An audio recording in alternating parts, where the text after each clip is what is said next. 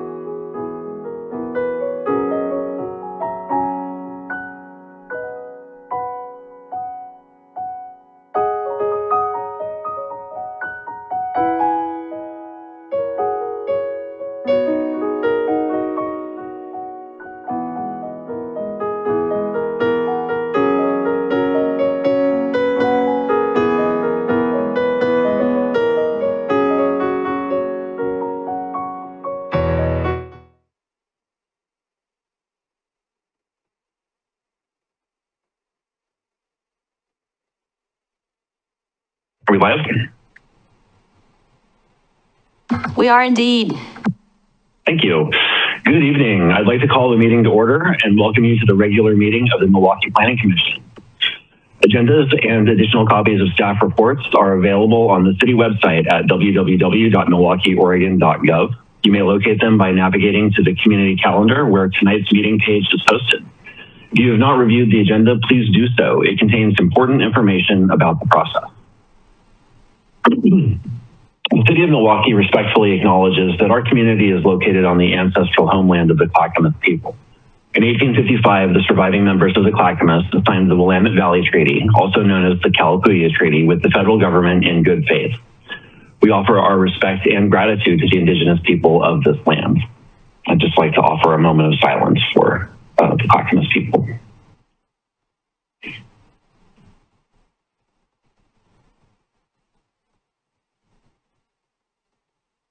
Thank you. Moving on to the approval of the February 25th and March 11th meeting minutes. Does anyone have any corrections to make to either set of minutes?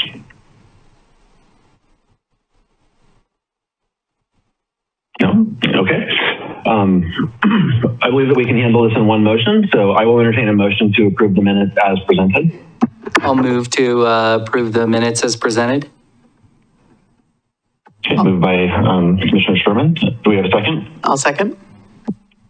And seconded by Commissioner Penix. Thank you. Let's do a quick roll call, or wait, maybe there's only a few of us here, so let's just do a quick vote. All those in favor say aye. Raise your hand. Aye. Aye. Looks unanimous. Thank you very much. We will move on. Are there any informational items from staff? Yeah, I just wanted to call it to attention. It's getting to be that time of year where lots of fun things are going on in Milwaukee. Things are really starting to light up, and it's been great to see so many people just downtown just recently, and I'm sure the trend will only continue. We've got our Earth Day celebration this upcoming Saturday, starting at 9:30 at Dogwood Park, and if you can look up, you can see more information about all the activity that's going on the website.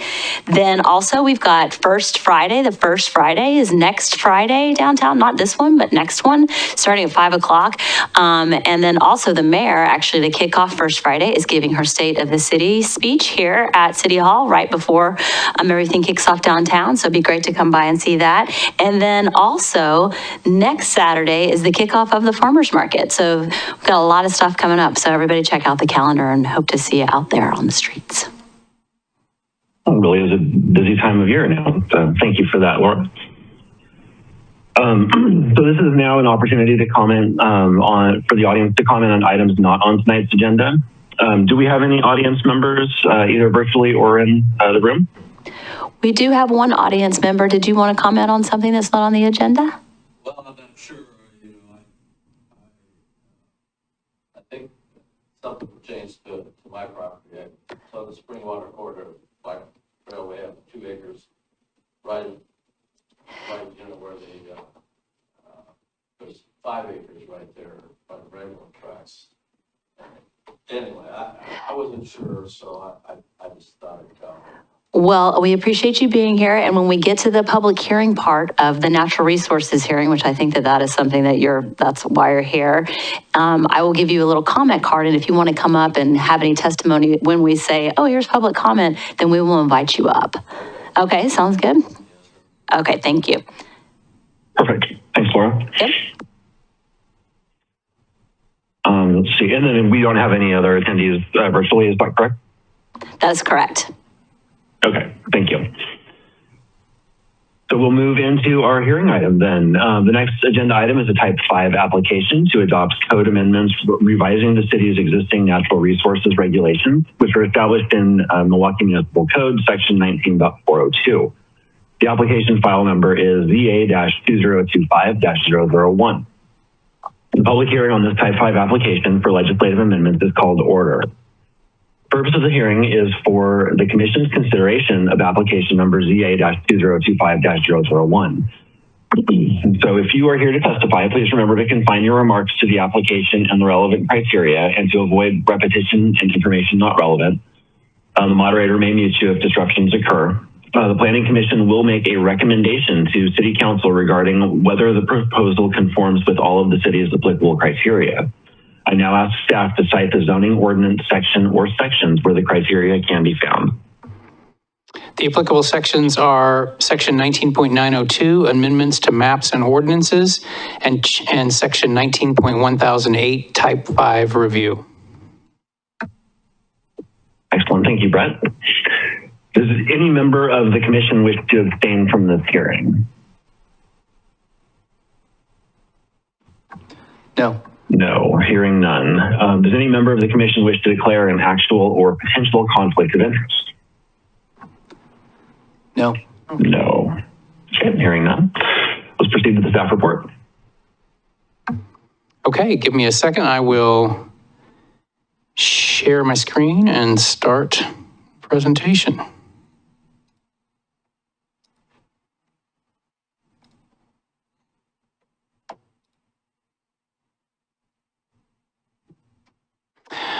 All right, well, good evening, commissioners. First time meeting you, Commissioner Hess. I'm Brett Kelver. I'm a senior planner with the City of Milwaukee, and the first time with Ryan Lothar on the commission when I made a presentation. So thank you all for being here. I'm senior planner with the city, and I've been working on this project to update our natural resources code for the last many months, and want to walk you through this recommendation hearing for it.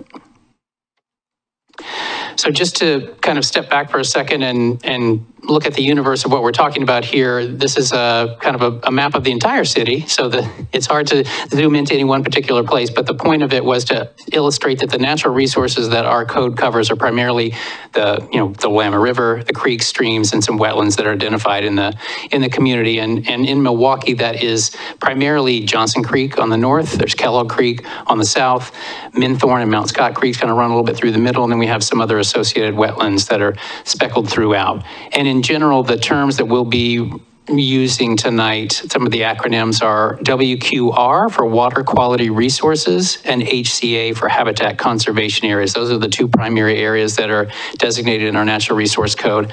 So we'll use those acronyms quite a bit. And as was noted by the chair, we are focused on 19.402. That's the section where these regulations live. Just for a little bit of overview, these two different areas, WQR and HCA, are coming from two different statewide land use planning goals. Goal 6 relates to quality of air, water, and land. And these regulations for the WQR areas have been in place more or less in their current form since about 2002. So they've been around for a while. They're highly protective. There are not a lot of exemptions or clear and objective standards for them. The idea is if you're within about 50 feet of the top of bank of a stream or a wetland edge, there are a few things you can do. You can maintain some landscaping, remove nuisance plants, that kind of thing. But any significant disturbance usually propels you right into a planning commission level review. In 2011, we brought into the code the HCA regulations. They're coming from Goal 5, which relates to natural resources. And so the idea was that they're focused a little bit more on habitat, on canopies and corridors for wildlife. They tend to overlap a lot with the WQR areas, and they tend to mostly be focused on those protected water bodies, but they are two different distinctions. And one of the things to illustrate with this graphic is the way that we map these, and it's a little bit hard to tell between the color of the aerial photograph. The orange that you can see is the HCA areas, and the green hatched areas of the WQR. Like I said, there's a lot of overlap, but the way we understand these on our map is that the WQR areas are shown in general. So the idea is we have a rough idea of where the top bank is, and using our GIS system, the computer draws like a 50-foot line from that. But the idea is if you were actually coming in to do some development on your property with a WQR resource on it, the code would essentially require you more or less to identify the specific top of bank and then measure 50 feet, and that's the area that we're working with. We're not dependent on the map to show us exactly where they are. A difference with the HCA resources are that when we receive that data from Metro, it was in part because it is focused somewhat on canopy areas. It was based to a degree on aerial photographs. Those were taken at a pretty high resolution. And so they're kind of gross in some ways in terms of the level of detail they were showing. And so over time, when we first brought them into the code, we had some opportunity to try to clean them up a little bit because the map is showing those more or less exactly, in air quotes, where they're supposed to be. So when we see an aerial photograph and it shows HCA, if that HCA was overlaid partially on a parking lot, when we had the opportunity, we would carve that off of the map because the idea is it's not actually habitat. It's not quite the same as with the WQR, where when you're within a certain distance of that protected water feature, the idea is we're trying to protect water quality. And even if there's asphalt, no canopy, you can still have some negative impacts on water quality with what you do there. Whereas habitat, we're trying to preserve it, protect it, and when it's gone, when it's been paved over, we took it off the map. So that's a little bit of difference with those two resources. Now, this project that we've been working on, it evolved with a couple focuses in mind. One, as you're probably aware, the residential tree code, we had some new standards that were adopted, I think in 2022, protecting and aiming to preserve trees on residential properties. And we wanted to try to integrate those rules a little bit better with the natural resource areas because there are some places where they overlap. So that was one thing we wanted to take the opportunity to do. We also, over time, we kind of keep track of little fixes that we might want to make to different sections of code. And so we had a little list of those.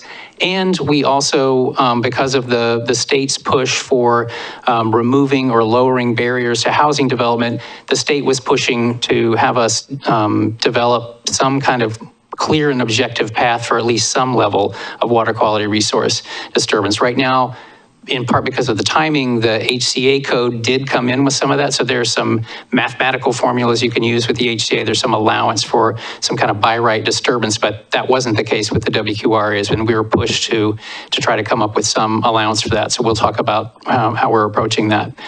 And then thirdly, we were looking to see if there were some tweaks we could make to our mapping, in particular our mapping methodology. And so that's how we broke this up when we came to the Planning Commission in the 3 separate work sessions in the past year, just trying to talk about and set up like what we were trying to do with those 3 areas.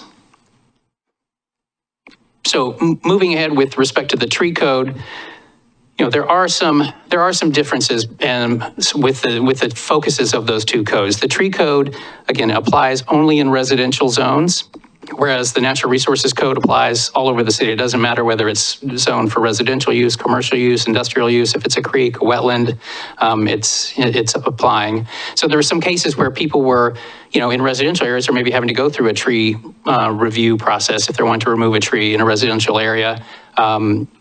And if it involved natural resources, we wanted to see if we could reduce some of the conflict of the process there. The tree code is focused on, it defines non-development situations and development situations. And for the tree code, development is all about if you're establishing a new residential unit. So you may be doing an addition to your house with the tree code, but if you're not creating a new unit, you wouldn't work with their development standards. You go through a different process. And the tree code is set up with mitigation fees and it's mostly focused on trying to preserve canopy or achieve canopy goals.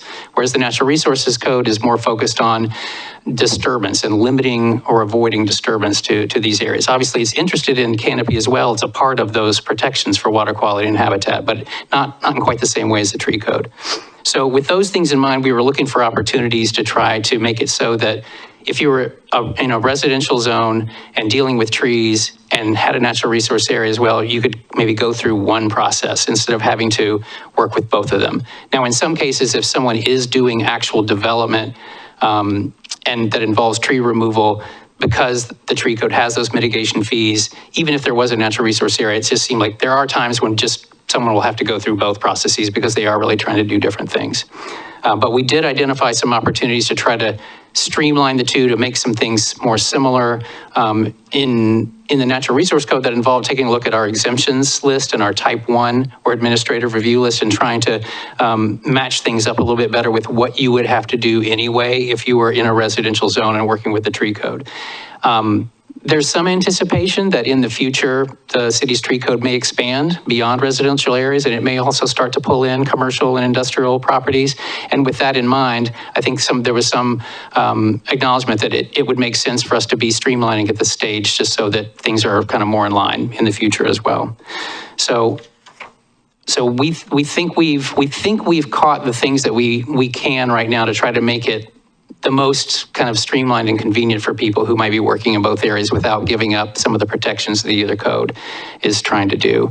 And the tree code did just get updated. They did a kind of a major update that got approved by council just a couple months ago. And we held off on a couple of tweaks that we're going to make to the tree code as part of this package because we didn't want there to be a gap. As we were trying to kind of bring the 2 in line, we needed to make sure that as the natural resource rules were getting shifted in the way they needed to be, that we would then flip those couple levers in the tree code so there wouldn't be a gap in the meantime. So we're mostly affecting section 19.402, but there are a couple of code amendments that are going to affect the tree code as well.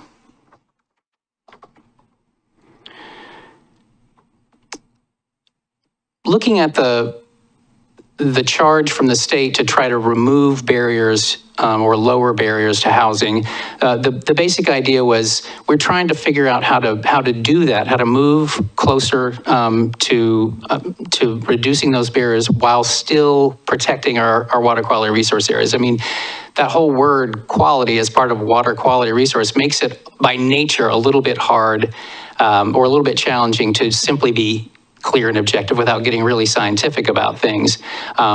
So that was a challenge we were working with, but we have identified what we think is a workable path. The state said it doesn't have to be, you don't have to allow a lot of disturbance. You can keep it narrow, but it has to kind of pass a general reasonable test. And so what we've outlined doesn't open the door that much in water quality resource areas for residential development, but it does, it sets some criteria, like if you are actually doing some disturbance that involves the creation of a new housing unit. So again, not just adding on, an extra bedroom or family room kind of thing, but actually creating a new unit.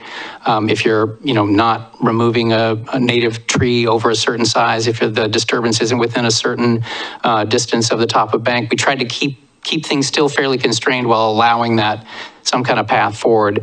This also involved, we got some input and feedback from the Department of Land Conservation and Development about this. I think there were questions in the past about how would we handle large properties that might have a lot of resource.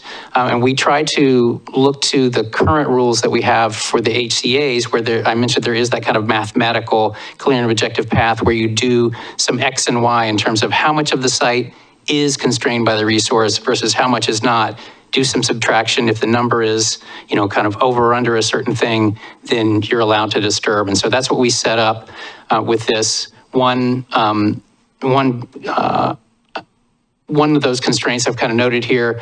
Overall, the maximum disturbance of the water quality resource area we're suggesting be limited to 800 square feet. And we're saying you really only get into this anyway if you don't have if you have 1,500 square feet or less of the property is not constrained. So the idea is if you have a really small area of the property, relatively small, 1,500 square feet or less, that is not water quality resource, that's when you'd be a candidate to use this. The idea is if you have a lot more space than that, you should probably be able to find some place on the site to do the residential development that we want you to do without having to get into the resource disturbance. So that's what we came up with this for this challenge that the state issued for us. And I'm happy to come back and field questions from y'all on this based on whatever you gotten to look at and think about with the code.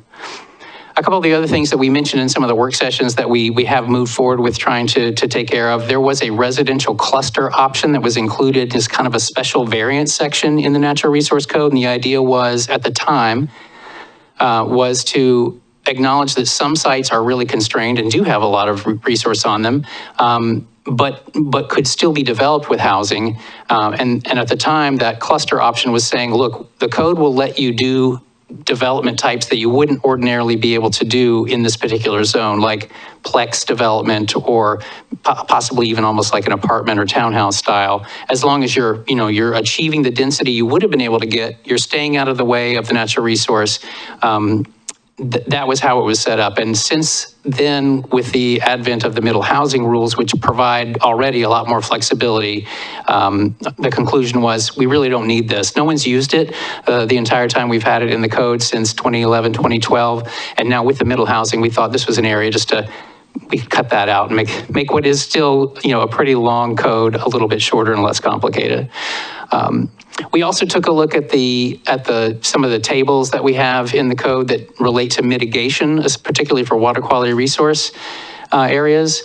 That, like I mentioned before, that the review process for that is already fairly discretionary. It usually comes to the Planning Commission, and the times that we've had to go through that process, it's sometimes been a little bit challenging about how to direct an applicant to propose, something. There are no clear standards like there are for the HCA areas for mitigation, but we wanted to just try to see if we could, again, make it a little bit better organized, a little bit clearer for the three different categories of WQR, good, marginal, and poor, that are in the code. And so we made some suggested changes to the table there to just try to make things a little more consistent.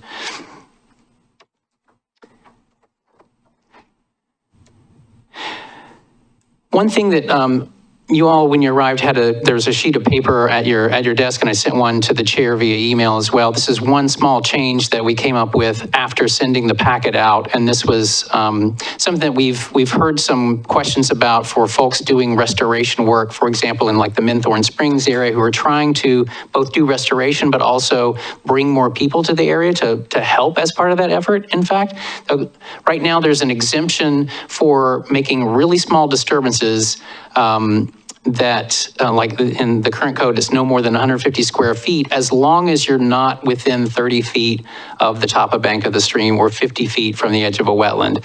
And in a case where you're wanting to bring someone into a wetland area and maybe put up a bench or someplace where they could sit and enjoy the wetland, the code would make you basically have to come to the Planning Commission to do that for what would otherwise be probably a very small disturbance, just a few square feet to, to put the feet of a bench in.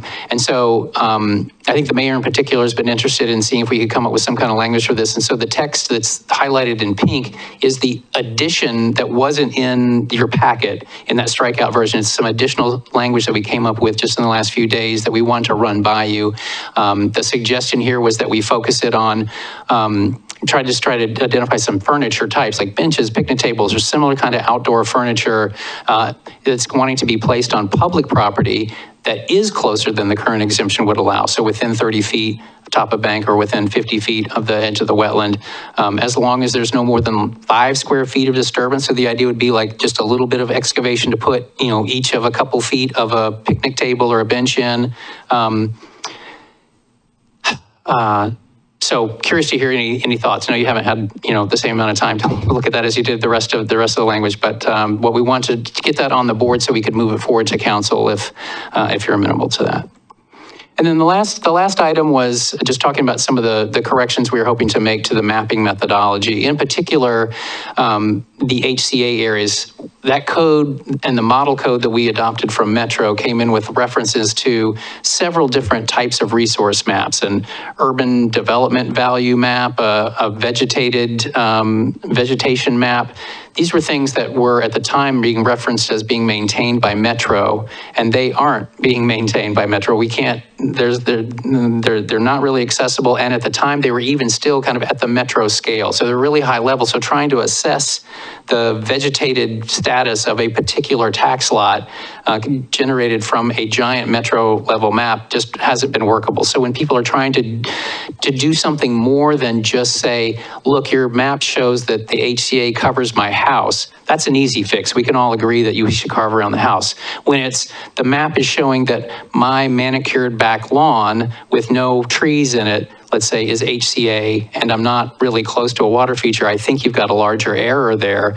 The methodology for how to reassess that was more complicated than felt like it was helpful. And so what we try to do is strip out the references to those maps that aren't maintained and weren't very useful to begin with, and try to just zoom in and focus on it's about distance from a water feature and the type or level of vegetation there. And so the code already was providing some definitions of low structure vegetation, woody vegetation, forest canopy. And so we've just tried to get rid of a couple tables that weren't really being very helpful and focus in on what it seems like would help make a more fair assessment if people need to do that. And then I think we had raised the question along the way in one of our work sessions about just touching on the way the code is set up. We wanted to be clear because this code language does include provisions for making adjustments and tweaks to the map as we're able to get more accurate information. And as people come on a property by property basis to maybe do a project, that gives us a chance to check the map for that specific location. What we didn't want to have happen was have to make that an official zoning map change every time, because that's this whole own other process. So the way the code was initially set up was to try to be very clear about there being a relationship but some separation between the two. So for example, on our Milwuaukie map, which we show all kinds of things on, we show sewer lines, water lines, that kind of thing. We show these vegetated corridors and HCA areas, and we have tried to make it clear that as we're going through and making adjustments to those, it doesn't count the same as the zoning map, to just try to keep it administratively more free. And I think we've concluded that seems to be working fine, and we're not proposing any changes to that. So if if the city sometimes there's a request when we see a gross error on the map. If the city wanted to initiate a change, say we got some funding together, we want to go through and kind of reassess a couple wetlands or see if we can clean things up for the benefit of people who might be affected, we can follow the process that's outlined in the code for that, which would involve providing public notice and giving people a chance to participate in that. So just note that as something that we touched on. And with that, I think I'll just roll through a couple of the standard things here in terms of just reminding you what the approval criteria are. These are some of the things that were captured in the findings in terms of looking at some of the comp plan goals and policies. We look at some of the related titles of the Metro Urban Growth Management Functional Plan, state statutes, that kind of thing. Those things are kind of what get considered when we're looking at these kinds of amendments, and those are captured in the findings. So what we were going to suggest to you tonight, as this is a recommendation hearing, if depending on how the discussion goes, if we can move this forward, we would be asking you to make a recommendation for approval of the amendments for City Council. Right now, we're holding May 20th as a date for them. I would suggest that we're pointing towards option 2 here. So we've proposed findings and a package of amendments with the addition of the one we just gave you tonight. We'd want to make sure we get that captured in the record. And that includes, one thing on that page was those distances between, it was 30 feet from top of bank. The original code said 50 feet from the edge of a wetland.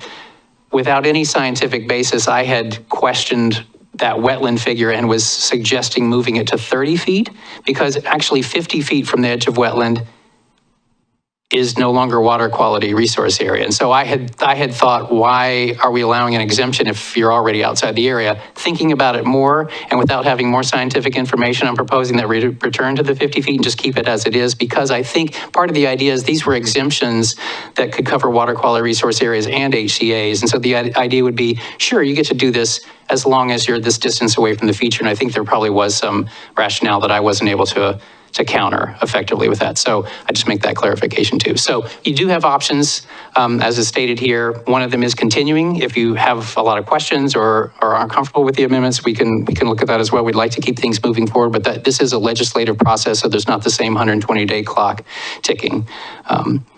So like I said, May 20th is when we're hoping to go to council. And with that, I guess I think I'll stop sharing for now. And just ask if you have questions, and we can share or, look at materials if we need to online. So what kind of questions do you have? Anybody have any clarifying questions for Brett? Commissioner Sherman? Yeah, thank you, Chair Edge. Kind of on the, I'll call it the constrained site, 800 square feet, 1,500 square feet. Could you go back to that slide? One of the things that I think was on the slide that I noticed was kind of, I think I mentioned no elimination of native trees. Can you kind of help me understand how that fits within the larger site and the 800 square feet, 1,500 square feet? And are we saying just completely outright no elimination of native trees? Or is there also a separate process if for development purposes, some trees needed to be removed and they happen to be native trees? Okay, so here's kind of an extra slide. Sorry, here's an extra slide with this language on it.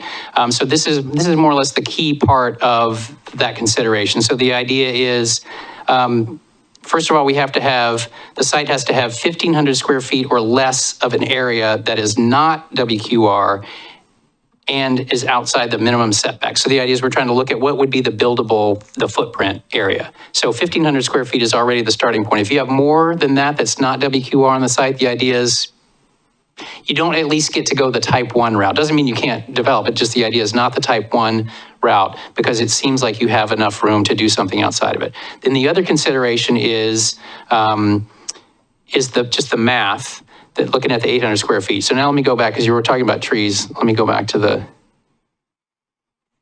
slide here. So you were asking about trees, and the provision would say you can use this type 1 path if you're not removing native species trees. I think it was like 12-inch just DBH, or if you're not removing the 12-inch DBH or larger. And that's trying to kind of dovetail a little bit with what happens with the tree code as well and what the allowances would be of that. Okay. And so this is for that kind of type 1 path. Right, the idea Got is it. if you can meet these different things, like distance from the feature, not removing native trees of a certain size, then you can proceed with this. And beyond that, let's take it back into a heavier review. Got it. Thank you. That's really helpful. Vice Chair Edge, I've got another question if you don't mind. Go for it. The kind of the proposed amendments, I guess, if you will. I think one thing I was wondering was like, what was going into your thinking about no more than 2 pieces of furniture installed per 100 linear feet? You know, I'm just kind of wondering like why some of those limitations are kind of being suggested here. Yeah, so I'll explain the rationale and qualify it with there's not really any big scientific method there. And I think I was kind of open to hearing some discussion from you all based on your own experiences about this. But the idea was if we simply said, for example, look, you can be within these 30 or 50 foot distances of the feature and do just a couple square feet of disturbance to put your bench in. If we don't say any other limits, like, okay, well, put in a bench, and then I'll, right next to it, put in another bench, and then I'll put in another bench, and I'll just keep doing this along the whole length of the wetland. So the idea was, how can we identify some kind of spacing or parameter, some way to kind of not allow for the benching over, I guess, or having picnic tables all along. Yeah. And again, by limiting it as proposed here to public property and assuming there'd be some level of public management of that, we could assume maybe that wouldn't be what would be tried. So if that seems problematic, we can make some adjustments to that. But the idea was, how do we try to cover the bases? Understanding too, there might be a push to say, why limit it to public? Why not just let anyone do this if you're going to have that kind of constraint?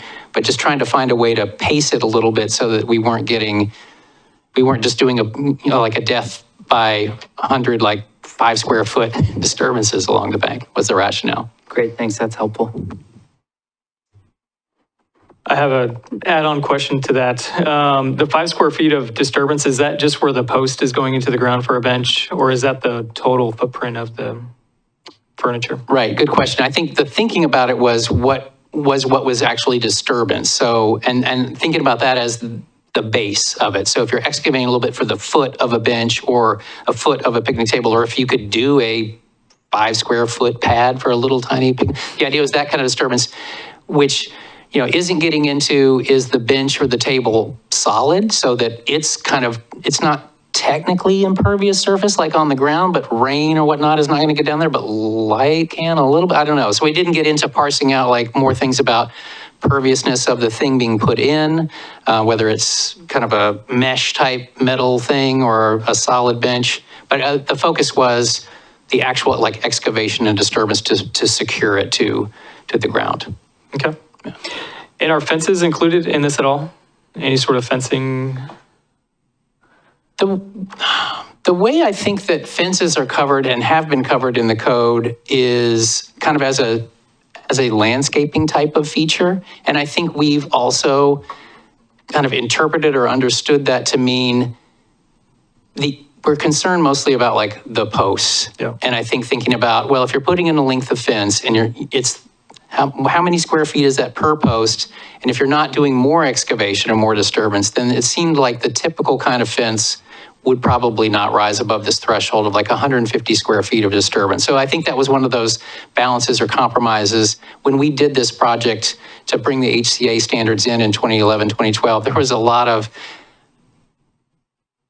the good thing was I think there were some dissatisfied people all around, like people who were pushing more for more protections weren't totally happy, and people who really wanted to be able to do whatever they wanted with their property weren't totally happy. And so it felt like we kind of hit a good spot, even though you could argue, there's some discussion at the time about should it just be, what about maybe making people do split rail fences so that wildlife can get over them or through them versus a stockade type fence that could actually start to impinge upon movement of, we didn't get into trying to get that specific with it. So fences, I think we're generally thinking in the same way about disturbance for posts for the average fence. If you're trying to put in a wall type of fence, it's going to involve a lot more excavation. You're probably going to run afoul of the exempt stuff.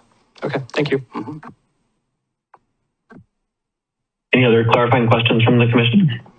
Yeah, continuing on with the furniture, I was wondering if the distance from the edge of the wetland, et cetera, does that include vertical distance? I'm thinking about sort of like the benches along the Willamette, specifically like the benches out front of the sewer treatment plant and those kind of features, because I don't necessarily take issue with those as being as crowded as they are. Those are much more packed together than 2 every 100 linear feet, whereas I would want them to be as spaced out as that in our natural areas and wetlands. But I'm wondering if it accounts for vertical feet.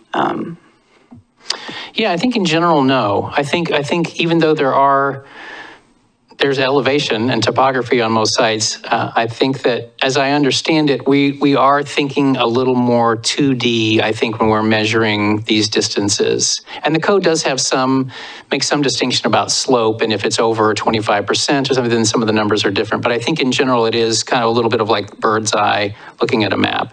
So I guess the benches that you're thinking of, because I know the bank there in the park is very steep. I'm not sure where the top of bank probably is higher up already. And so you're thinking about, there's a situation, there already are quite a few benches that are probably within the 50-foot buffer area that are much more dense than that. Mm. Yeah, that was what came to mind when reading this, which I'm not sure would be permitted under this. Especially the density along linearly.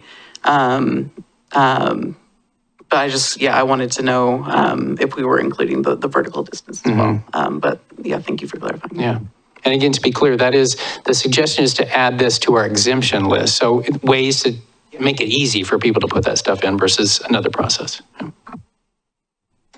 But I guess maybe just kind of following on that, when Milwuaukie Bay Park is finally developed, if benches want to be arranged and they don't meet the exemption because there's too many of them, too close together, that would be the kind of thing that would kick you to Planning Commission, assuming you didn't already have to come to Planning Commission for other things. Right. Well, and here's the deal right now, is that right now, we don't have an exemption for any of this furniture. So it's not the greatest argument, but I think the part of the idea was like, we're opening it up a little bit. And it would be great if we can figure out how to do it better kind of all at once right now. But right now, that project technically would probably have to come through type 3 review anyway. So the question is, can we make it a little better within reason, I guess?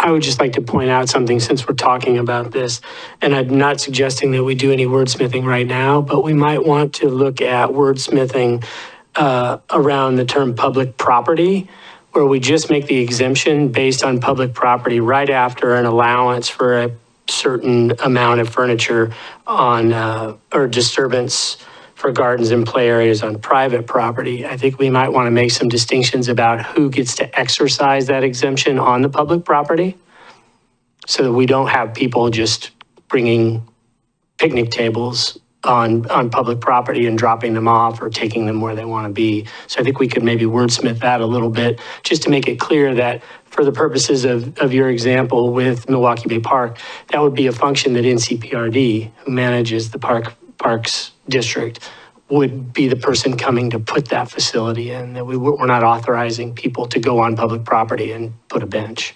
I recognize that we're talking about pretty large installations, but it could be interpreted kind of loosely, I think, from somebody just reading it. So I think if we do adopt this recommendation, we might do some wordsmithing around that terminology before we go to the council.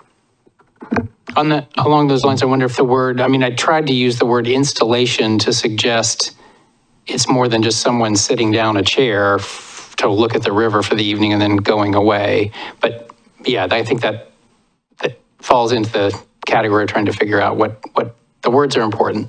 So good point. Yeah, it's clear to me what you're trying to accomplish here. I just think we need to give some thought to that, possibly if the Planning Commission decides to suggest this as part of this package to council. And to clarify, Justin, would it be appropriate for us to do the wordsmithing, or would it be appropriate for us to recommend this to City Council with, some wordsmithing done by our legal team of the city's, by you basically? Yeah, I'm not suggesting that we wordsmith tonight on this. I think it's pretty understandable what the concept is. I think and we might, after going through a wordsmithing exercise, we might come back to this language. As I read it, and I've just seen this today for the first time. So as I read it, certain thought bubbles pop into my head, and I want to make sure that they're all answered. But I think the Brett has introduced the topic sufficiently that the Planning Commission understands what the concept is. So we could recommend it to City Council in concept and allow the process downstream to work, the wordsmithing to happen downstream from us, correct? Correct. Perfect. Let's see, any other questions from the commission for staff? Okay, I have at least a couple. Brett, could you pull this slide up that shows the bullet points of what we were just looking at from Commissioner Sherman's questions? Sure, give me a second here.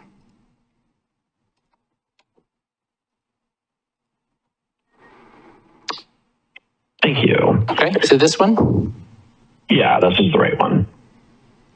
So ultimately, we're, just to clarify, these are definitely situations where there's, very little developable area outside of the protected resource area on the site. And then just to clarify,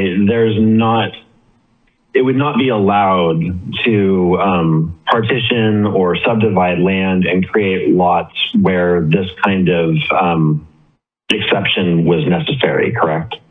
Well, right. There are some existing provisions in the code now in 402 that relate to land division and that discuss the two different types of resources. When there are water quality resources in play, the first push, I think, is to have the resource put in a separate tract.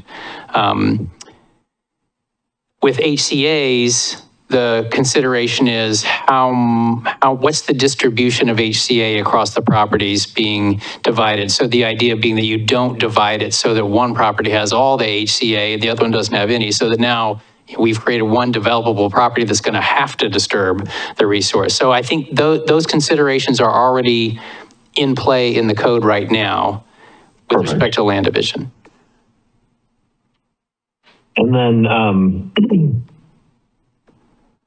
let's see. Oh, and then we already discussed 30 and 50 foot. And then could you go to the next slide?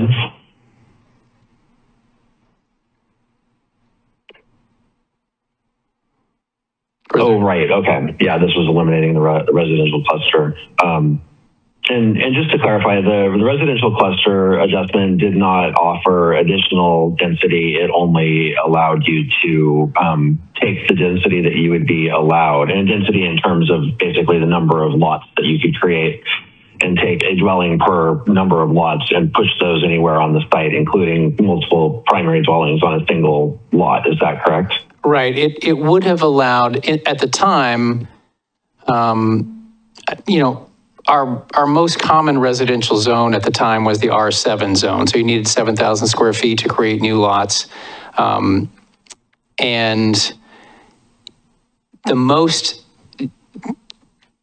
the kind of most complex type development you could do in the R7 zone was a duplex. If you had 14,000 square feet, if you had a lot that was that big, you could put a duplex, and it would be an attached duplex.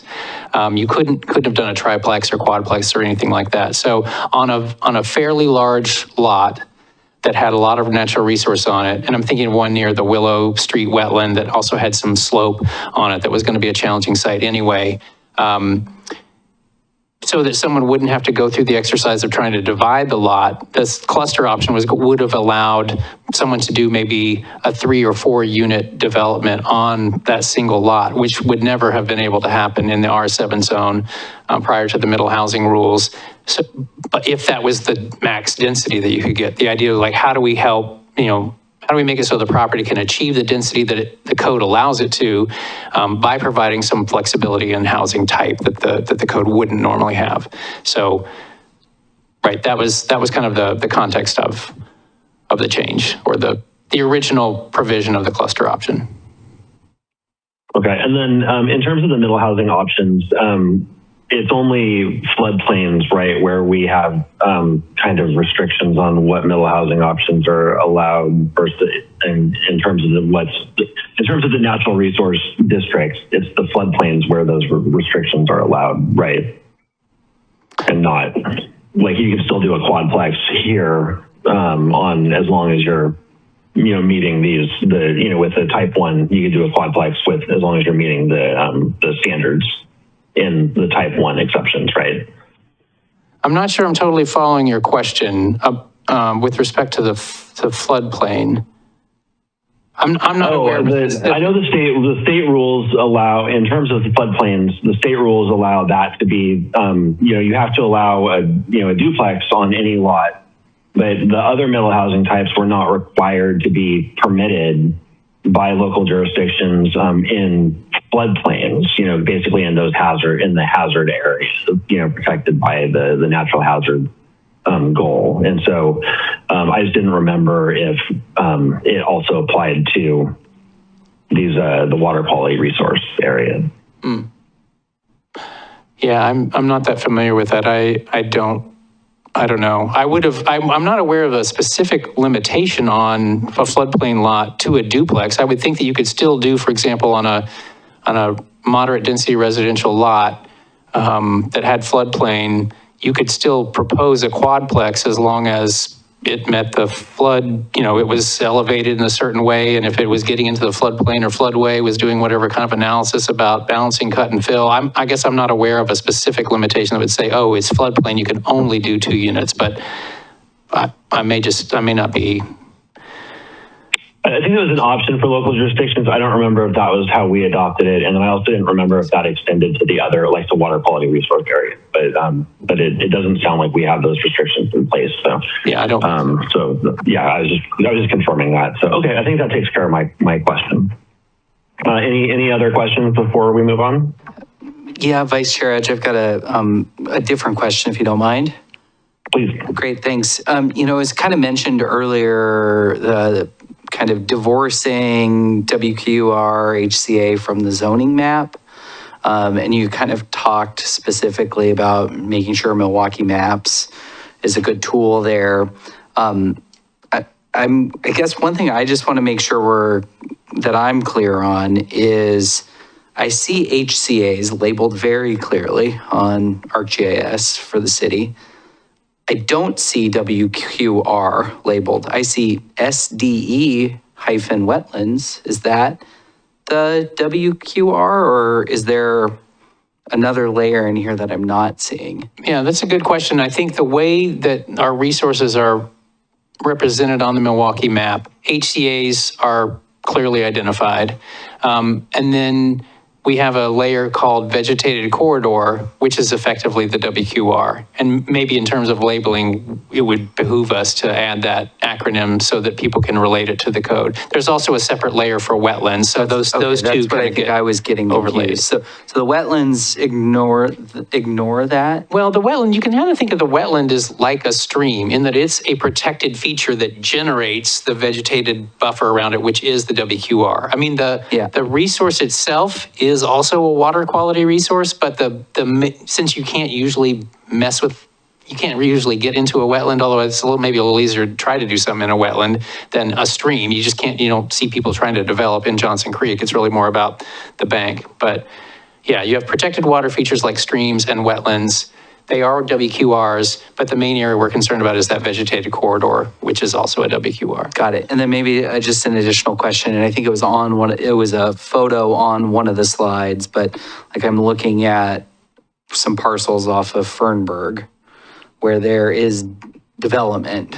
There is a house that exists in what is currently mapped as the vegetated corridor, the HCA, and the wetland.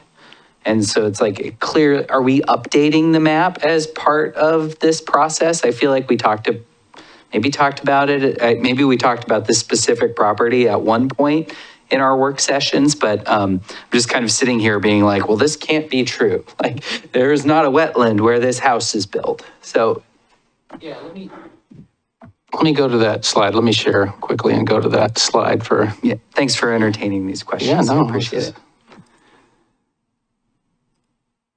Okay, so it's got this, oh, let's see, here we go.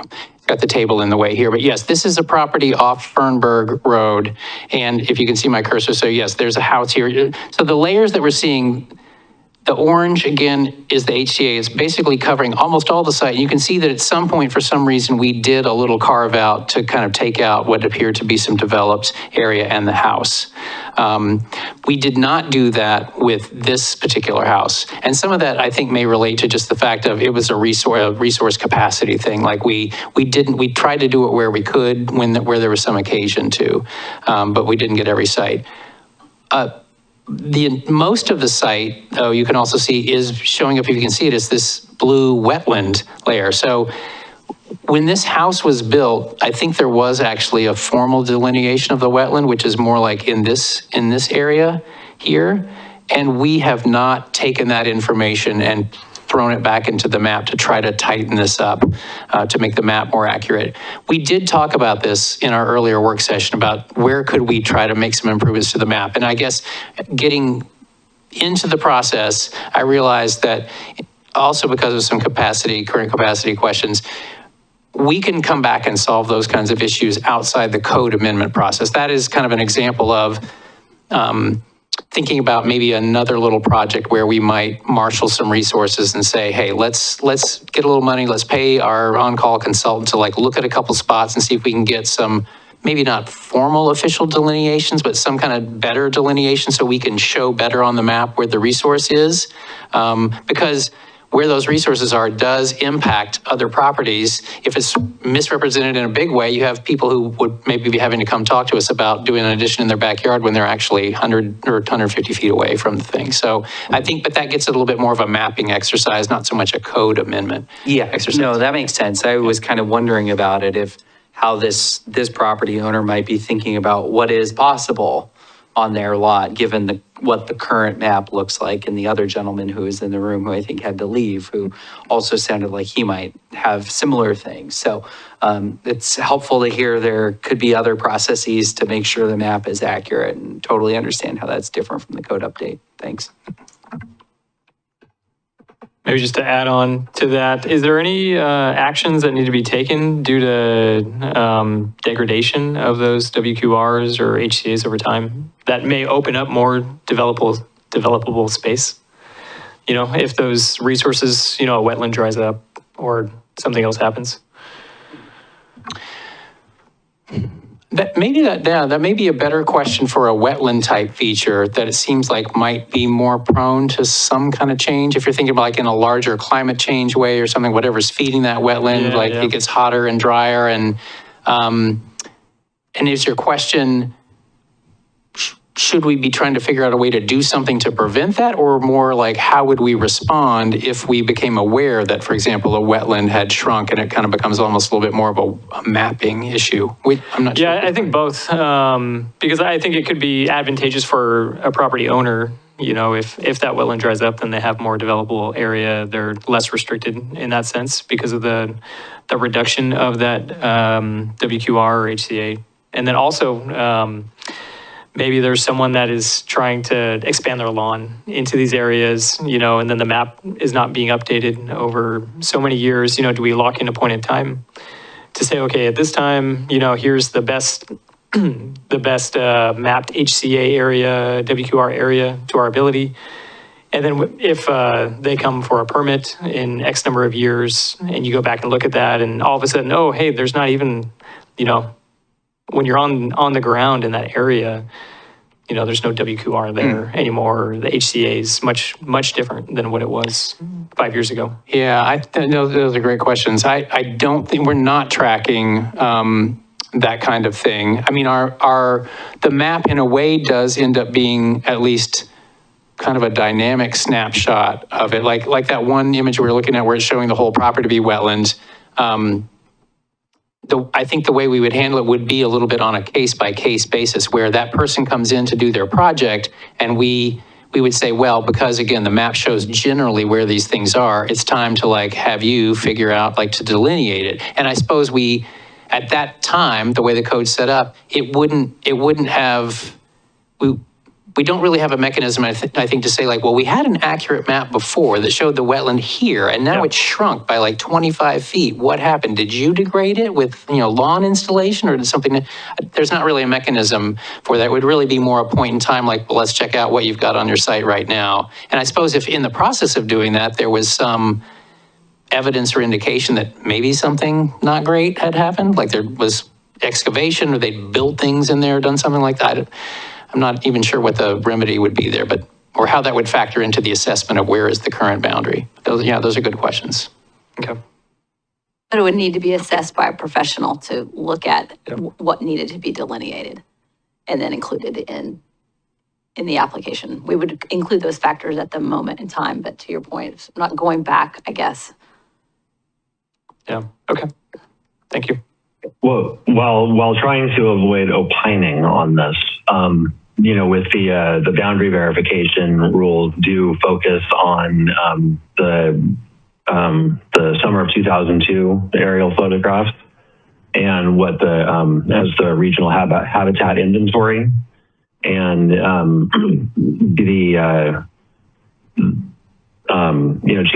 some changes are allowed, provided that, in the case of the city, if development had occurred between when those photographs were taken and when development had legally, been permitted and had occurred.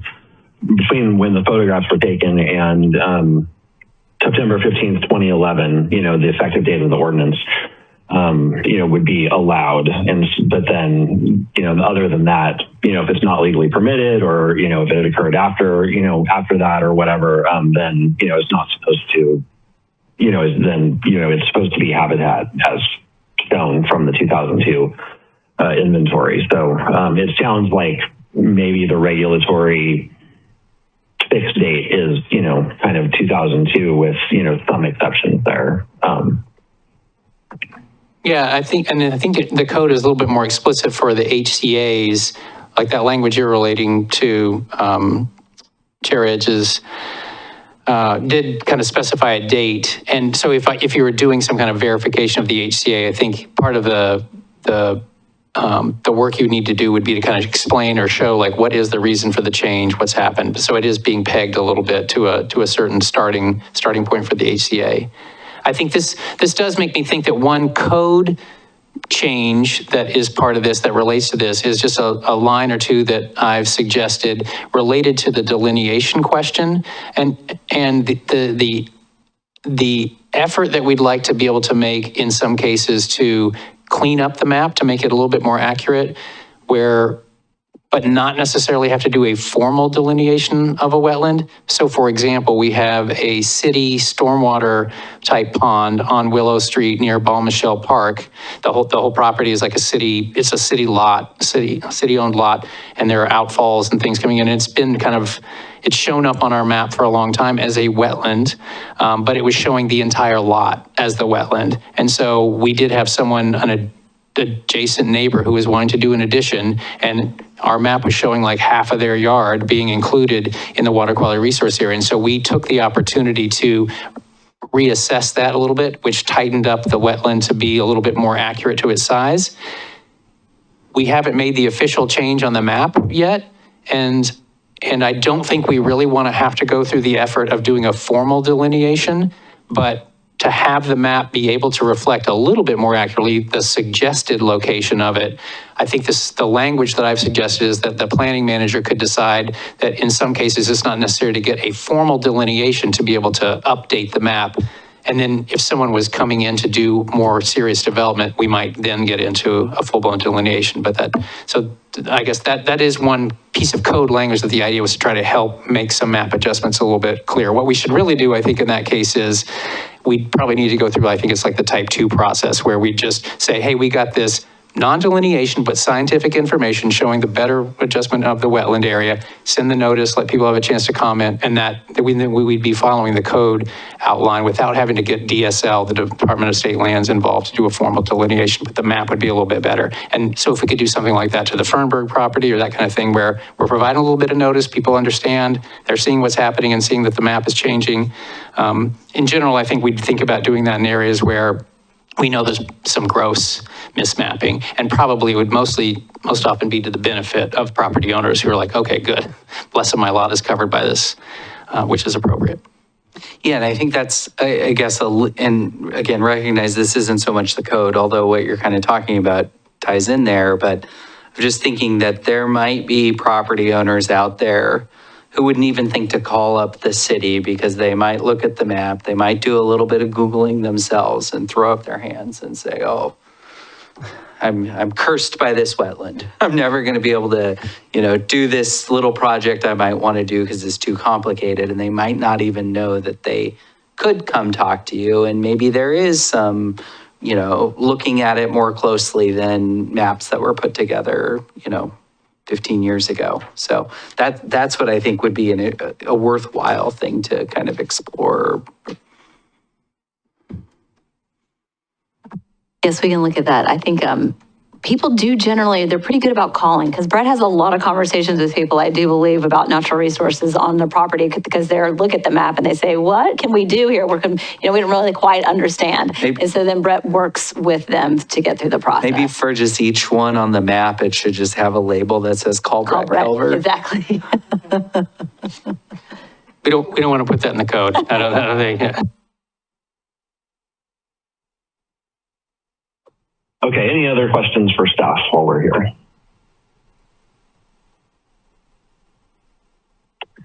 Okay, well, it sounds like we're ready to move on. Have we received any correspondence on this matter other than those items included in the meeting packet? We did get a comment. I think Teresa Brisall sent a comment in that was and I actually have not processed it fully because it came in, I think, over the weekends, and it was, I think it was more an expression of a recognition of the importance of having natural resource rules and protections rather than a specific question or suggestion about them. But I don't have that on hand, and I don't know if I need to just take that and I could send it to you all afterwards. The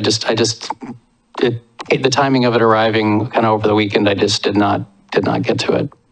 But we did have that one comment. There have been quite a few people who have called in response to receiving the notice just to ask, what does this mean? So I've explained in general the approach.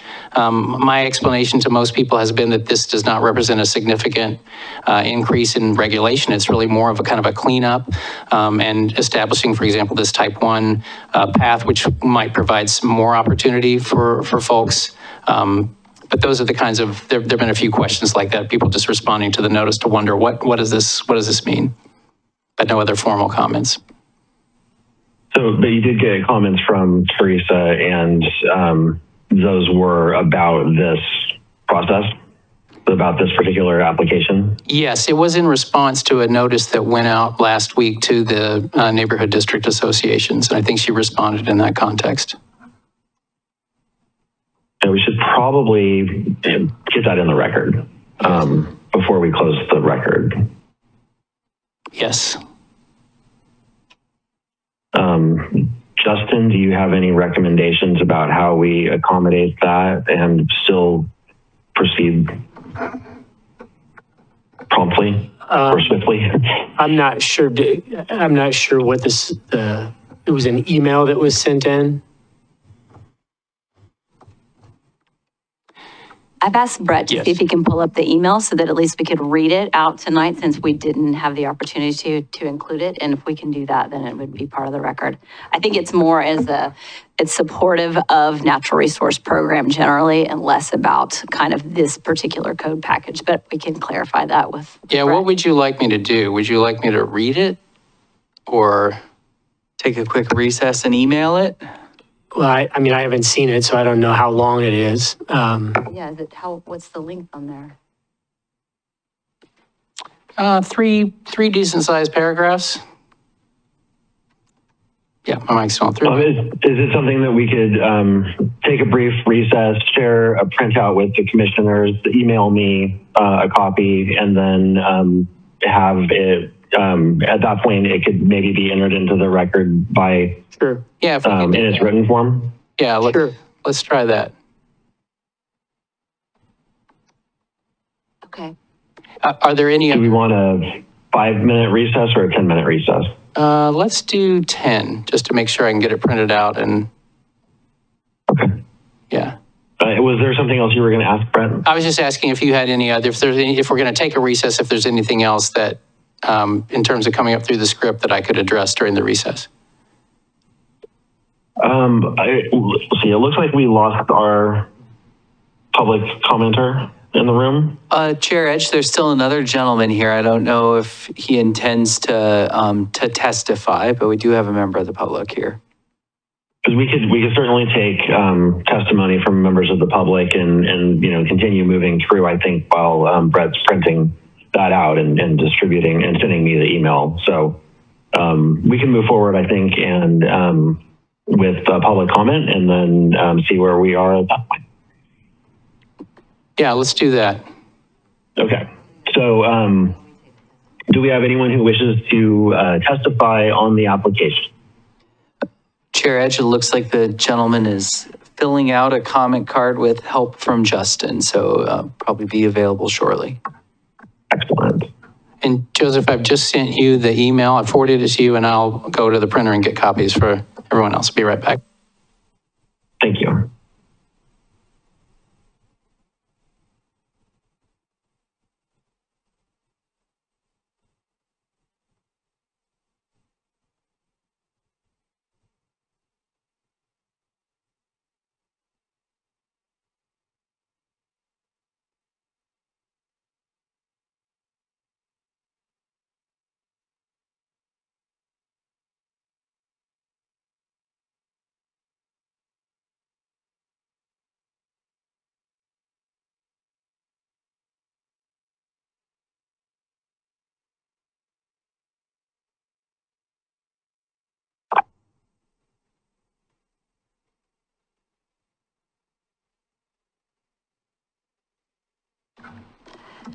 Right, Chair Edge, I believe we are ready to move forward with public testimony.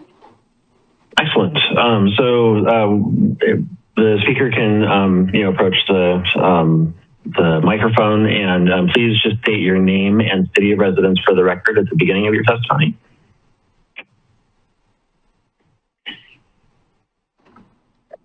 There's also a little button on the bottom. There. Or no, just press it. There you go. Oh, it turned on red. Thanks. My name's Dr. Edward Hackmack. I'm a local resident. I live in Axletree, and my office is on Rusk Road, on the Milwuaukie side of Rusk Road at 224. My property is massively impacted by all of these things since I have Mount Scott Creek flowing through it. And most of my property is considered 100-year plain wetlands.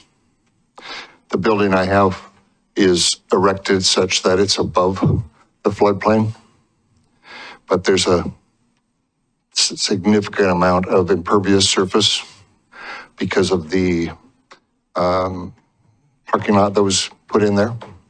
And a significant amount of my property goes under and over to the other side of Mount Scott Creek. So when there's more and more layers of things happening over my property, and I'm in a process of selling my property or hoping to sell my property, and I get more and more layers of things that make a prospective buyer going, what's going on here?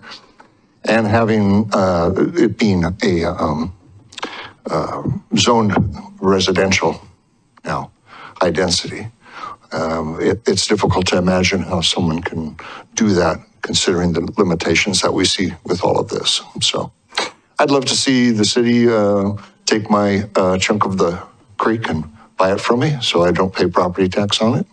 And I'd love to, and I've, Brent's, and I have talked a few times, Brett, and he typically says, Dr. Heckmeck, you have a very unique property. Right, Brett? Yeah. So anyway, I just wanted to, I wanted to hear what was going on here, and I appreciate that you guys are considering this. One other thing, though, is 5 square feet is not very big. Okay? It's not enough of a pad to put a quality bench on with a place for someone to have their feet out of the mud. So I think maybe a little smaller or a little larger amount of disturbance, if you would consider that. It'd be nice, like the benches in the park along the Willamette have a pad, and it's nice to actually be able to stand on a pad when you're sitting on a chair. Thank you. Thank you. Do any commissioners have any questions about the testimony?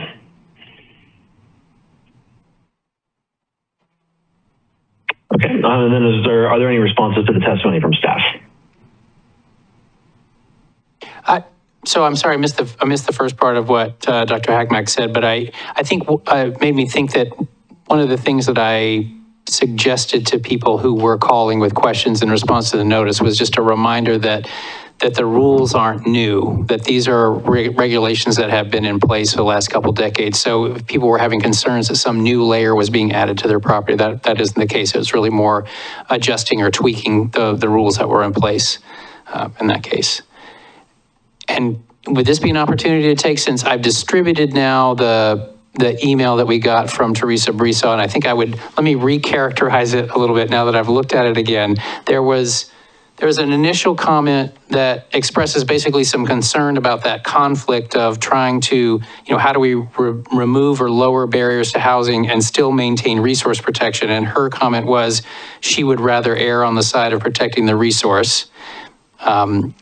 That's understandable. And then there's some additional comments and questions about, how do we enforce some of the rules that we have with respect to the operation of heavy machinery and equipment? What kinds of education can we do for property owners with these resources with respect to how they're managing their property, dealing with nuisance plants, removing trees, that kind of thing? How are we handling stormwater? Do we allow it to go down to the creek? And, what about runoff from fertilizers, that kind of thing? So I think probably the most salient comment here is just that expression of a preference for maintaining protections of the resource rather than allowing more disturbances. And then some of the other questions and comments relate to, again, kind of how the current rules are working. And with that in mind, I think I would just say that the proposal that we're making to allow for some limited disturbance of water quality resource areas specifically for housing is being done in that context of trying to keep it very narrow with a very small allowance, because I think we do recognize that it is important to protect those areas, and that really we're only proposing those changes because of the state mandate, really, that we provide some kind of reasonable, clear and objective path in housing situations. So there's, we've set it up with quite a few hoops to jump through to be able to use that process. Chair Edge, I've got a question about the testimony for staff. Yes, please. Great. Brett, apologies. I'm going to get didn't quite catch your last name, so I'm just going to refer to you as the doctor. Heckmeck. So Dr. Heckmeck, is, I think, raising some concerns about these being new regulations. I think I heard you say that these aren't new regulations. Is that correct? Yeah, that's correct. And I think that's what I explained, yeah. And then would you characterize this as like some of the regulatory changes are actually making Dr. Heckmeck's property more developable or possibly more developable? I don't recall the zoning, offhand, of his property with respect to if it has some kind of a residential designation. I can't remember if it's high density or moderate density, or if it has more of a commercial? RHD. Okay. So I think I would say that, yeah, with the allowance for some water quality resource disturbance for housing development, I didn't assess the site to see how much, if it would qualify with what was been proposed in terms of does it have 1,500 square feet or less of non-water quality resource area, to see if it would even be a candidate for that. But it's possible that if it did meet those criteria, he would have that new avenue to allow for some disturbance of the resource that wasn't there before. But beyond that, I think my answer to him when we talked before, and what I'd say again tonight, is I don't think there's any new imposition of more stringent regulations, so much as, except maybe with some of the details of some of the tree provisions, for properties that aren't in a residential zone, because in some cases because the tree code only deals with residential properties, we have removed a couple of exemptions, like for removing up to three invasive or nuisance trees a year, whether you're residential or not. So I suppose you could maybe argue that there's some small additional barrier, I guess, for that, where now you'll have to go through maybe a type 1 permit review and replace the trees when in the past they were exempt and you wouldn't have had to. Although if Dr. Heckmeck was developing the property, that wouldn't even go through that set of code. It would go through the development, the tree code as it pertains to new development. Right, for tree removal, yes. Yeah. Okay, thanks. Any other questions from the commission regarding testimony that we've heard tonight? Has everyone had the opportunity to read Teresa's comments? There's a general head nodding in the room if you can't see very well. Okay. Yeah, the view just changed and it went small, and so I wasn't able to see that level of detail. So thank you. So okay, I think at this point I will close the public testimony portion of this hearing. Public testimony portion of the hearing on the Type 5 application for code amendments filed DA-2025-001 is now closed. Is the commission ready for discussion? Would anyone like to go first? Sure, Chair Edge, I'll be happy to lead off. I think in general, I think what have been discussing through work sessions, and as well as tonight, I think really does kind of conform with a lot of kind of the broader policies and goals of the city. I think staff have done a really good job on this. I think maybe a piece of discussion would be maybe on this new proposed amendment.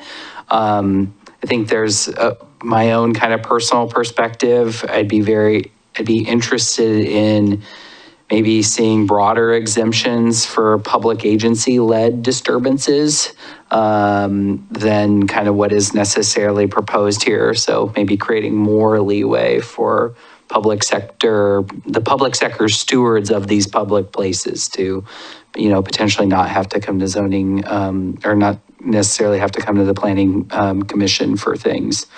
I'd also really be curious how, and maybe it's a little bit of a pipe dream, but I've had some conversations with folks previously at the Milwuaukie Parks Foundation who've at least at one point expressed interest in building some sort of elevated walkway through something like Minthorn Springs. And I don't know how that would work here. It wouldn't work here. And, there's a part of me that thinks trying to create a pathway for things like that, or again, more disturbances, again, being led or approved by their public agency stewards, just feels like it shouldn't necessarily have to be a thing that ends up at planning commission. So that's kind of my own perspective on that piece. But otherwise, I think in general, I've reviewed this and I'm happy to move forward with recommending it positively to City Council tonight. Thank you, Commissioner Sherman. Who would like to go next? I would, Chair Edge. Maybe just a question back to you, Jacob. Are you recommending less stringent regulation if it's public sector doing work because they have EIA to go through or something else? Or because I'm thinking of, like a road getting, being put in. That is not the same as having a elevated walkway being put in. Yeah, I mean, that's a good question. I mean, I think road would definitely not make sense. And so, I guess this is kind of framed around furniture. And so I don't know if there would be thinking about paths as another kind of exemption, but thinking about public agency led on public property, like that, I think to me just feels like you could have a little bit of a lower bar, but that's my own personal perspective.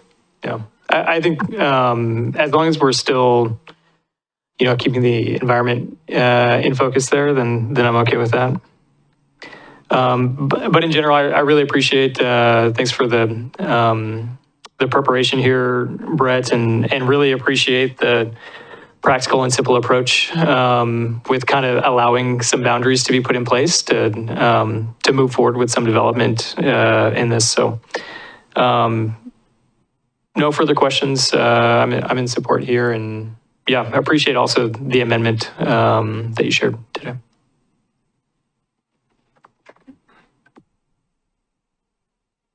Commissioner Penick, or I cannot remember. I can't read your name, Jake, from this plate. And you're Lowther, yes, thanks. Yeah, Lowther, thank you. Thank you for clarifying that. Yeah, please. Thanks, Brett, for the presentation. And I know it's kind of it's a balancing act between, housing development needs and resource preservation. So I appreciate the care that goes into, the code that we have. But I'm happy with it, and I would be ready to move forward as well. So, thank you, Commissioner Penick. Did you want to add any comments? Sure. I think given the discussion we've had today and public testimony we've heard from, I'm just rereading the email from Teresa Brayshaw here, and I think I lean in agreement with her between the goals that we see here, between, barriers to development and natural resources. I think natural resources are one of our most precious resources that we have, and not necessarily something renewable. We need to protect them with everything that we have. And I appreciate all the effort that's gone into being mindful about the ways that we're approaching protecting our natural resources while also opening additional avenues to development. I think one of the areas that, I keep circling back to is the proposed amendments, specifically with the highlighted section on the furniture pieces. I'm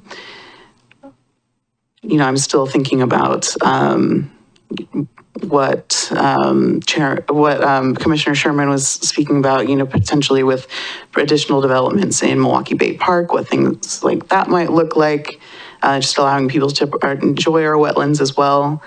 But I'm ultimately not opposed to moving forward with the amendments as presented. Thinking about the testimony we heard from the doctor as well about increased disturbance from 5 square feet for the paddings for the furniture. Not sure that that's necessary given the areas that we would be developing these in. I agree with having additional foundations in other places, but I think given the place that we would be developing these seatings, I would want to be as minimally invasive as possible. So I'm happy moving forward with where we are. And thank you again to staff for your presentation. Thank you, everybody, for your comments. Appreciate hearing from each of you. So this has been a long time, that we've been working on this, and there's been, a lot of turnover on the commission, while we've been, kind of going through the work sessions, and then now, finally brought it up for a hearing. So, I appreciate that this is kind of new, for a lot of members of the commission. And, we didn't all get the same opportunity to participate in the development of, this, of the code amendments as it went under development. But ultimately, it recommends, or it represents, even though it is enabling type 1 reviews for, certain disturbances, it still, I believe, represents an incremental move towards, really in favor of the strong natural resources protection policies that we have adopted in the 2020 comprehensive plan. And so, as much as I, at the beginning of this process, had hoped that this would be an opportunity for a CPIC level, for those of you not familiar, a comprehensive plan implementation, committee, level effort to develop, maybe ground up a whole new natural resources code section, to really represent and live up to, the policies and goals in, the recently adopted comp plan. This was not that opportunity. We didn't have the budget to do, something that comprehensive. And so, this is by intention, an incremental change, and it does, I believe, balance quite well, a very, very minor, narrow set of very qualified disturbances that, would allow an applicant to go through this particular type of a review. And ultimately, I think that's a wise decision. And I think that when you provide an easier pathway for certain things, kind of a lower bar to have to clear for, certain things, that, aren't allowed necessarily, by code, then I think people would, that need to make disturbances might look at that and say, well, I can save money, by not going through this extra permitting process, and having to go through public hearings and all this stuff. Risk appeals, whatever. I can go through a type 1 process if I really limit my disturbance, to what's been prescribed by the city. That creates an incentive, to actually minimize the amount of disturbance rather than say, hey, well, for any amount of disturbance, I need to go through this whole public hearing. So, why do I care if it's, 200 square feet or 1,200 square feet, of disturbance? I have to jump through the same hoops and, and pay the same amount of money to, go through this application process and public hearings and everything. So, providing this kind of easier pathway, I think does, and I'm interested to see over time, how often this gets used, and particularly how often this option is used versus the type 2 or 3 option for the review. It'll be interesting to see, if this provides, that kind of pathway for some of these really, limited disturbances, and if that's leveraged instead of the more, expensive option, the less certain option. With the greater disturbances. So I appreciate the feedback. I'm really glad that we were able to get Teresa's comments into the record. They were very specifically about this, this application. So I think that was important, and I appreciate Brett working with us to ensure her comments were seen by all the commissioners and entered into the record appropriately. And I appreciate, her sentiment, and, really hope that, she doesn't, and other, residents, of the city, stakeholders in the city, don't look at this as us, trying to really enable a lot of extra, development that wouldn't have occurred otherwise.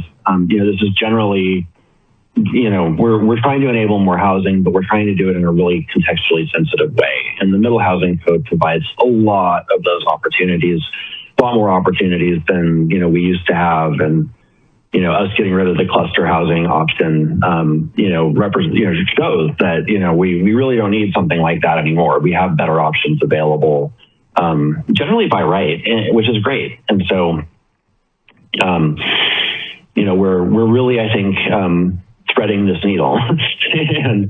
and so I really appreciate the effort by Brett, in putting this together and bringing it to this point.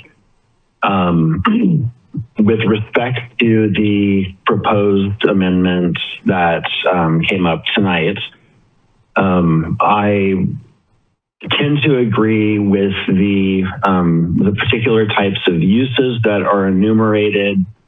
But what I'm thinking about is that we should be focused on, in terms of impacts, we should probably be focused on new impervious surface or new impervious area.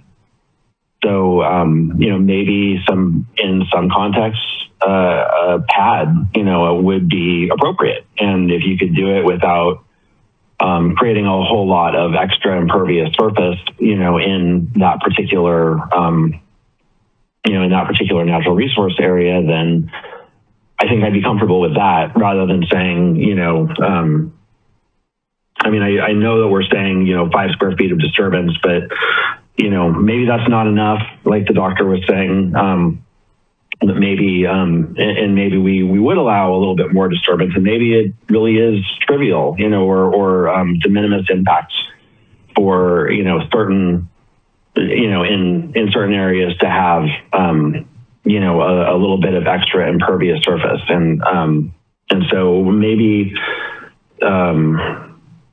rather than a per piece of furniture disturbance, maybe we just say, call out, like, I'm not sure how to do it, but, conceptually, I feel like I'm okay with this, but I don't know if we just wanted to kind of change it to where we're really just focusing on, the amount of impervious surface that's introduced rather than, the earth moved disturbance. And I'd be interested in hearing some feedback on that, including if Brett wanted to maybe comment on that. I know we're in deliberations, but if staff's able to offer any feedback about that, since I didn't bring it up earlier, I didn't think about it earlier, but I think that's all I wanted to cover, other than, again, we're totally consistent with, the approval criteria and the comp plan policies and state land use goals with this. And so I'm comfortable recommending approval as presented, including with the amendment, but I'm interested in hearing if there's, any interest in recommending a change to the amendment language to focus on impervious surface instead of disturbance area. Yeah, I'll Well, I think it's a little tricky to get into writing the code on the dais, but I do hear what you're saying, Chair Edge, and I think that instead of trying to come up with a perfect solution now, we recognize what you're saying and what the concerns are, I think, a little bit, so we could take this, and if you recommend it in concept to City Council, then Brett and I can spend a little bit more time kind of digging into that question if we can propose something a little bit different to the City Council based on this feedback. That I am completely comfortable with that process, and that's what I was hoping to hear. So, if the other commissioners agree with, kind of conceptually looking at, impervious surface, new impervious surface, as kind of the standard there instead of the disturbance area, then maybe we make that recommendation instead. So there's another option for us. So what's the feedback from the commission on that? Yeah, thanks, Chair Edge. I really like that approach. And I think conceptually focusing in on the impervious surface rather than pieces of furniture or sizes of furniture and those kinds of things is the way to kind of go about it. Can I ask, I think I'm open to that. I think that makes a lot of sense, and I appreciate the direction. I wonder if, kind of thinking back a little bit to what Commissioner Hess was asking about, is there some definition or direction you can give about, like, when we're talking about impervious surface, are we focused on the ground? So that I think it would probably is getting into a lot of hair splitting to think about things like the type of material that a bench or table is. But if the direction from you is to think about maybe qualifying the impervious surface in terms of impacts on the ground, I think that probably makes a lot of sense and might be a better measure than simply stating a certain amount of disturbance. Because even as it's been written, 5 square feet of disturbance, I guess that's not even quite qualified as temporary or permanent and doesn't really get at, is that just how much you disturb to put the posts in or what's left behind? So maybe impervious, maybe that is a good thing for us to, I'd take that recommendation, I think, yeah. Yeah, I agree. Any other feedback from the commission? Oh, sorry, please go ahead. No, I agree. I think that's a more practical approach there. Maybe what we can do is kind of go also look around at some of the benches that are out there to try to understand what's already out there in existence and how that might work, or if we would want to limit that a little bit more so we actually do some measurements. I think that might be able to bolster the conversation a little bit. Yeah, I mean, I think you're hearing from the Planning Commission conceptually. We want to find something that's practicable and that also minimizes like actual disturbances, but isn't completely shutting them down outright. And it probably is more about creating long-lasting impervious surfaces than other sorts of things. And so I think conceptually, you've probably heard kind of the broad brushstrokes, and I think we all probably trust you'll get it right for City Council. Yeah, I definitely do have confidence in you guys to come up with a good set, good language for that. I think perhaps a shot at it would be something to look at. We've got this proposal, we've got an idea and a concept, but for council to consider, the not only the amount of impervious surface, but what type of, what's the word I'm thinking of? Disturbance that they actually are interested in having. A piece of lawn furniture and a bench for somebody to recreate is different than a pad where people, or where somebody can sit and ponder. A wetland is a lot different than a pad where people could recreate, right? So I think considering this extent and scope of what the exemption should be is enough for a council to consider.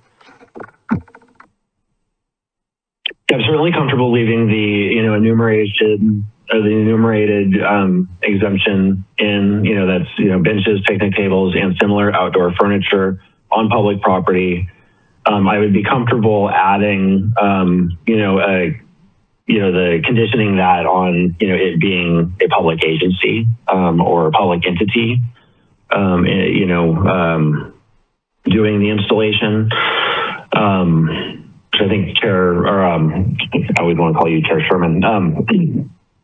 Commissioner Sherman had recommended, I believe, and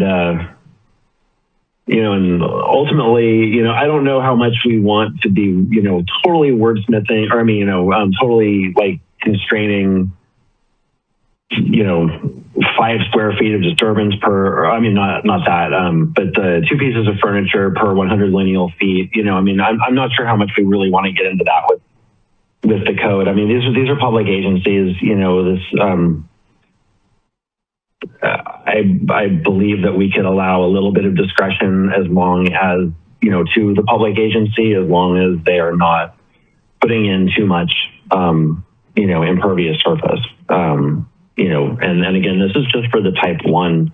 If they wanted to put in, more impervious surface or do something, whatever, they could, certainly come back for a higher level of review, or submit an application for a higher level of review. But anyway, that's just kind of how I'm feeling about it is, focus on impervious surface and then leave a bit of discretion, to the exact placement of the types of furniture that are enumerated. Got it. Thank you. We will do that. Perfect. Let's see. So then, was there any further discussion?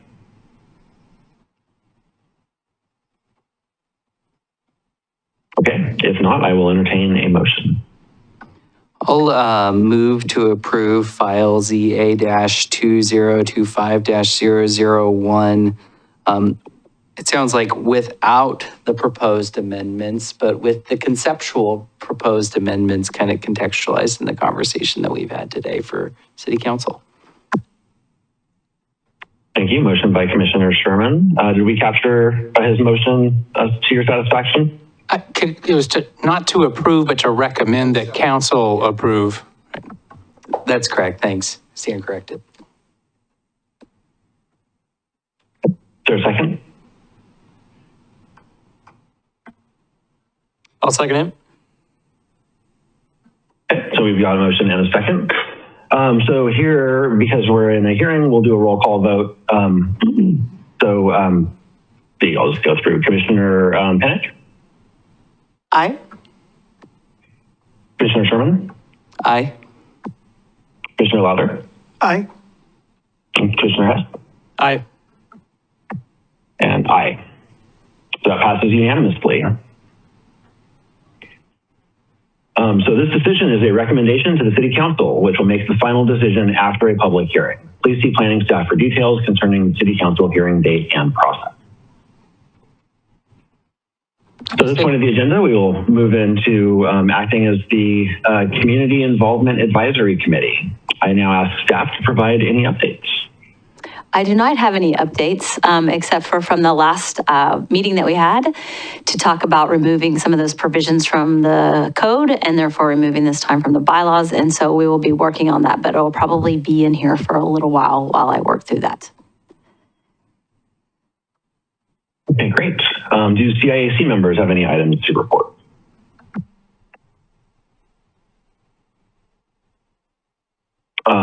Hearing none. I'll just jump in really quick. I had sent a suggestion to Laura based on my experiences testifying with in front of the Clackamas County Planning Commission that they have a specific section. I realized though, particularly tonight, we had one person arrive to speak, but sometimes the public hearings can get quite busy, there's a lot of people that are here to testify. And so what the county does is that they make time at the very, at the beginning, right after the applicant, they make time for representatives from their Goal 1 organizations, which the county calls community planning organizations. And for us, it's our NDAs here in the city. And so we're going to adjust the script from, Laura told me that we'll adjust the script and we'll just provide an opportunity for NDA representatives to testify first following an applicant's presentation and before any other public testimony when we have public hearings. So that was the one thing that I brought up, and it sounds like they're on board with it. So I just wanted to report that to the rest of the commission. Do we have anyone in the audience who wishes to speak with the Planning Commission in their role as the CIAC? We do not have anyone in the audience. Okay, then we'll move on to other business. Do commissioners have any other items for discussion? I was just maybe just kind of curious where we are with transportation system plan. Yes, you're going to be hearing more about that when you get to the forecaster, even though it does say it on the agenda that you all were issued. We are going to come back to the Planning Commission on May 27th. We have gone through identifying the projects for the pedestrians and bicycles, and we'll actually have all of the other projects identified, and we'll come to you with that project list on May 27th. And that is what we're going to be going out actually to the community to talk about. And we're going to be taking it to City Council. And then we're also starting to work on the prioritization effort that goes into how those projects rise to the top or fall to the bottom. And so we will give you an update on May 27th. Okay, great. And that will be following the next TSP advisory committee meeting where we discuss the freight and road projects, correct? That is correct. Yes. Okay, cool. So you can certainly, if you're interested, you can certainly tune into that when that happens, or attend, as a member of the public for the TSPAC meeting when it occurs. Of course, I don't have the date off the top of my head when that next meeting is. I'm looking. The 15th of May. That is correct. May 15th at 6 p.m. So yeah, if you're interested, please watch or attend that meeting. And then we'll be able to talk about it the following or a couple of weeks after that. Great. In this venue. So thanks, Laura. Any other items? I realized that was kind of the forecast, but it was also in response to a other business question. Is there anything else from the commission? Not entirely planning commission related, but somewhat related to transportation system plan. Today, Commissioner Hess and I participated in what I think is Milwaukee's first bike bus. We had over 50 parents and kids riding to school at Ardenwald Elementary. So you can probably find that on the Ardenwald Elementary School Parent Teacher Organization Facebook socials. But it was pretty exciting. Yay, that's very exciting. I love to hear it. Good job. Yeah, it's really cool. That's good to hear. Okay, so now I think we can go into our forecast. Yeah, the only other thing is we've got a couple of hearing items scheduled for May 13th. We've got a vacation rental, and then also we've got downtown review on the Chase Bank property that's coming down. They're going to put up a apartment building and have a variance request. And that's it. And then I'd just like to remind commissioners that even though we don't have the meeting packet for that yet, that the application materials are available on the city's website. So we can certainly, you are encouraged to go out and check those materials before, in advance, and then let staff know if you have any questions about those, in advance of the staff report. So at this point, I will entertain a motion to adjourn.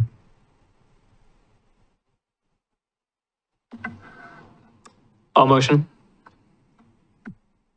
Motion, do we have a second? I'll second. Okay, all those in favor of adjourn, say aye. Aye. No, two. There's the third one. Okay, four. Okay, there we go. Now we're good. Thanks, everyone. Have a great night. Thank you. Good Thank you all. night.